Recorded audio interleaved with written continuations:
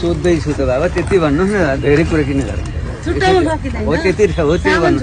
ल त्यति भने पुगिहाल्यो त्यति पुगिहाल्यो ल राम्रोसँग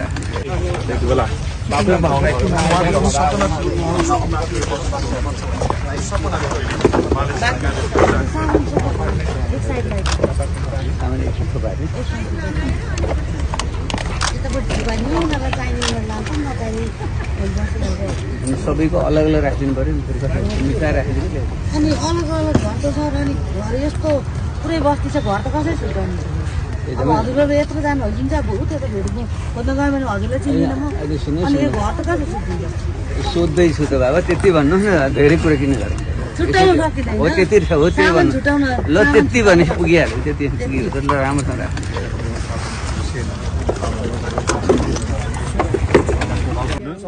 नाम लेख्नु भएको होइन त्यहाँ गएर लेख्नु भएको यहाँ हेर्नुहोस् 102 नम्बर परे चाहिँ यी नागरिकता यही उनीहरू उहाँहरूले राखेको ठाउँमा चाहिँ किन जानु भएन हजुर